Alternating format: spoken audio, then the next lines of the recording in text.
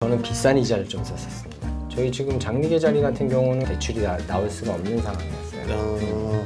나 뭐 조금 비싼 이자를 쓴다고 해도 이 정도 가격 규모에서 임대료와 이자와 비교를 했을 때 이게 싸면 조금 비싸도 써야죠. 그러면 대표님 말씀 쭉 들어보니까 첫 지금 낙찰 건물이 혹시 지금 장사하고 계시는 장미계는 아니죠? 네, 그건 그건 아니고.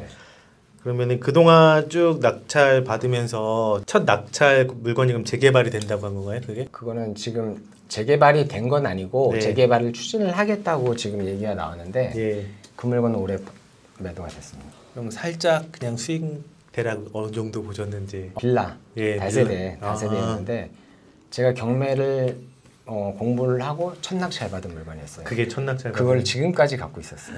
그러니까 2009년도에 낙찰 받았어요. 그 당시에 투자금은 2천만 원 정도 된 것 같아요. 대출을 또 활용을 했고 그리고 한 2천에서 3천 정도 들어갔는데 바로 임대를 났어요. 근데 임차인이 전 소유주였어요.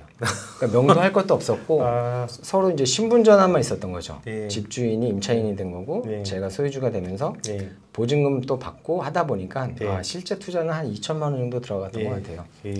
근데 그동안 갖고 있으면서 그 임차인이 본인이 계속 살고 싶다고 하면서 보증금을 계속 올려주셨어요. 2년, 3년 차 정도 되니까 투자한 원금은 다 회수가 되고 월세가 또 60만 원이 이제 들어왔는데 뭐 이자 내고 그리고 또 거기서 좀 남는 것도 좀 있었고 그렇군요. 수익은 나쁘지 않았어요. 네, 알겠습니다. 수익은 따로 말씀해 주시고요. 사실 지금 이제 자영업자분들이 이제 경매라는 거를 이제 뭐 어느 정도 다 알고 계실 거예요. 네네. 근데 보통 저희가 이제 자기 건물에서 하려면은 보통 정상가로 사거나 좀 비싸게 사거나 아니면 금매로 살 경우에는 보통 가격의 90%좀 싸면 이제 85% 정도 살 수 있는데 경매로 샀을 때 이게 70% 60%가에도 살 수 있는 게 경매잖아요. 네, 그렇죠. 내가 입찰만 잘하면 그렇기 때문에 이게 경매가 그만큼 메리트가 있는 건데 그러면은 만약에 이제 자영업자분들이 경매를 한다고 하면 어떤 마음가짐으로 공부를 하고 도전을 하는 게 좋을까요? 근데 이 어쨌든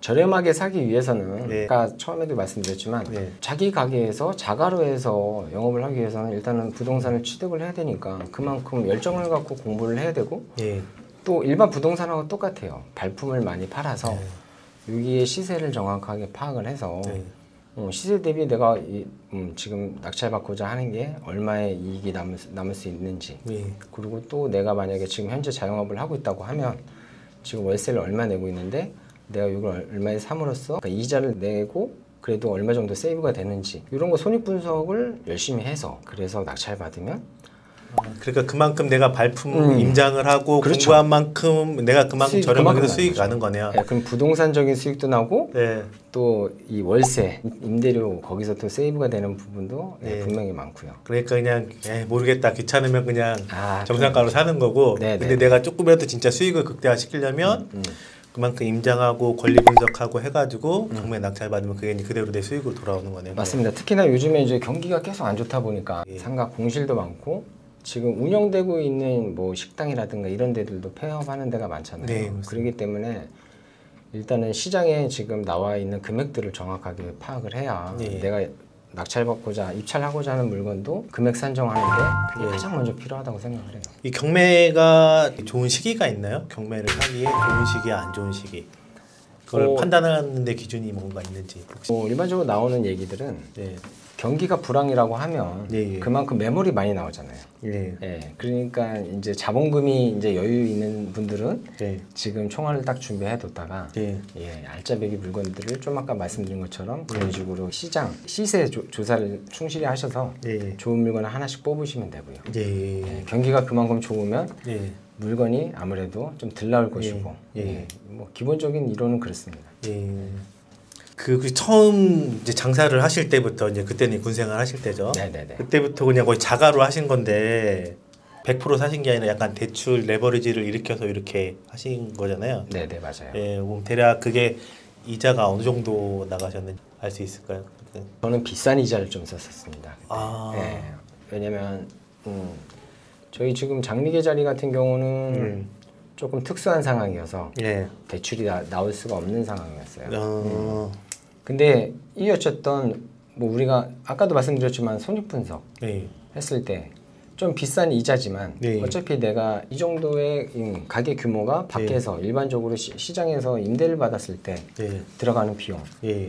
내가 이자를 내서 일반적인 은행 금리보다 뭐 네. 조금 비싼 이자를 쓴다고 해도 네. 이 정도 가게 규모에서 네. 임대료와 이자와 비교를 했을 때 예. 이게 싸면 조금 비싸도 써야죠. 예. 건물 가치는 같이 쭉 올라가는 거예요. 그럼요. 근데 내가 그냥 임대로 들어가면은 그냥 4년이 지나고 5년이 지나도 그냥 월세만 계속 내고 월세는 늘어나기만 하게 되고 네네, 그런 맞습니다. 상황이니까 네네네.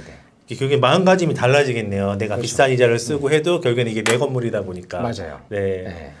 그러니까 마음이 편하죠. 네. 예. 자영업 하시는 분들이 이제 내 건물에서 장사하기 위해서 그것도 그냥 내 건물을 하는 게 아니라 경매로 낙찰을 통해서 준비해야 될 것들이 있다고 하면 뭐 예를 들어서 뭐 투자금이라든지 네. 아니면 뭔가 또 여러 가지 요소들이 있을 텐데 몇 가지 간단하게 말씀해 줄 수 있을까요?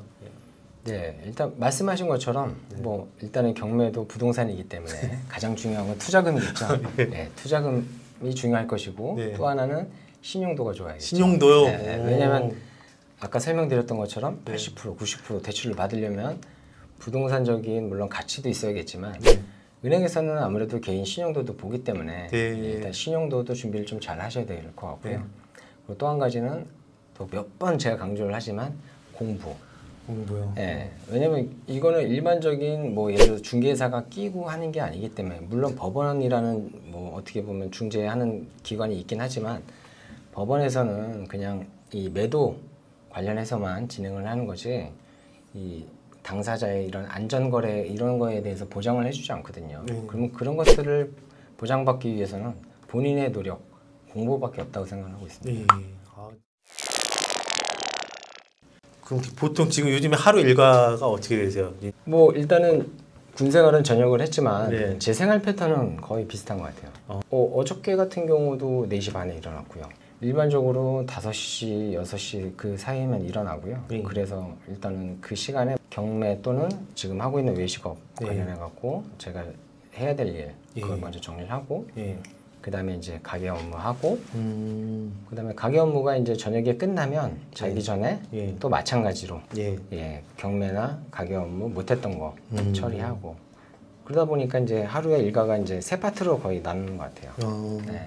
그러면은 보통 경매 같은 경우는 예전에 저 같은 경우는 구독션인가? 네네. 그걸로 계속 보고 했는데 대표님들 그거 계속 모니터링하고 계시네요. 뭐 그러니까 비슷한 거죠. 유료 그 사이트를 보게 되는데 저 같은 경우는 처음부터 저는 지족션 그때서부터 지금까지 쭉 보고 있어요. 경매만 쭉 물어봤는데 또 외식 사업을 하고 계시니까 네네네. 혹시 지금 직원 채용이나 관리하는 데 있어서 뭔가 이제 군대 생활하시면서 배우셨던 리더십이 이게 좀 도움이 좀 되셨는지. 뭐 그런 거보다는 일단 마음가짐 이런 것들이 일단은 그동안 이제 군 생활을 오래 하다 보니까 어떤 일을 하든지 안 된다라고는 거의 생각을 해본 적이 없는 것 같아요. 그러다 보니까 그것도 가게 일을 할 때도 지금 장미기가 시작해서 11년 지금 들어갔는데 뭐 힘든 일도 많았고 막 하지만 할 수 있다.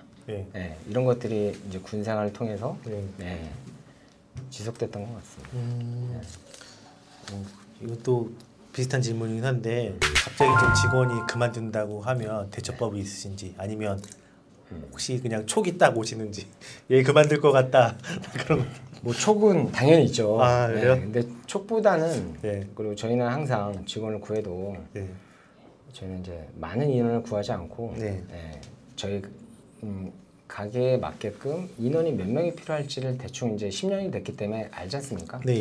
그러다 보니까 이 친구가 빠져도 뭐 예를 들어서 주방일, 홀서빙일 이런 것들이 항상 우리가 해왔던 일이기 때문에 그렇기 때문에 한 사람이 빠져도 약간 몸은 힘들 수 있겠지만 그래도 운영하는 데 있어서 전혀 문제는 없게끔 그렇게 운영 관리하기 때문에 크게 문제는 없어요. 그리고 그렇군요. 근데 지금 그 자리가 저도 가봤지만은 굉장히 좀 판교와 분당 사이에 딱 있고 굉장히 좀 좋은 공기도 좋고 시골 동네죠. 시골 동네고 이제 남한산성 정도는 아니지만 굉장히 좀 좋은 자리에 있어요. 공기 좋고. 근데 굉장히 외지에 있다 보니까 단골 고객이 계속적으로 방문하지 않으면 사실 쉽지 않은 곳인데 이제 대표님만의 그런 단골 고객 관리 노하우가 있으신지. 뭐 특별하게 어떤 관리적인 측면은 없고요. 네. 일단은 손님이 오시면 네. 예, 이분들한테만 무조건 집중을 하는 겁니다. 예, 저는 그거는 예전이나 지금이나 철칙이라고 생각을 하고 있고요. 네. 아무리 밖에서 아니면 내부적으로 집사람이랑 뭐 다툼이 있거나 이래도 손님이 딱 오면 마인드 컨트롤 딱 해서 손님들한테 딱 집중을 하고 예. 이분들이 딱 오셨을 때 이분들이 어떤 목적을 갖고 왔는지 저희 가게는 일반적인 식사를 하는 데가 아니라 뭐 부모님과 식사 아니면 뭐 손님 접대 뭐 이런 식으로 목적이 있어야 찾아오는 가게다 보니까 그분들을 가만히 이렇게 들여다보면 딱 목적이 보여요. 그러면 이제 이 손님 테이블마다 접객 서비스를 맞춤형으로 하는 거죠. 그러니까 그런 데에서 손님들이 만족감이 오고 하니까 이게 이제 다른 분들한테 입소문을 내주시고 예, 그렇게 해서 신규 고객이 유입이 많이 되고 또 기존 고객들은 당연히 만족하니까 또 다시 또 찾아주시고. 예. 자영업자분들이 꼭 알아야 될 좀 부동산 뭐 투자 비법이 있다면 이런 것들 좀 몇 가지 정리해서 여쭤볼게요. 4년도인가 예. 그때 당시에 낙찰 받았던 게 예. 그런 케이스였거든요. 아, 90% 대출이 나왔어요. 곧 이충수 대표님 특강을 우리가 좀 계획하고 있습니다. 혹시 좀 특전으로 뭐 좀 주실 수 있는 게 있으신지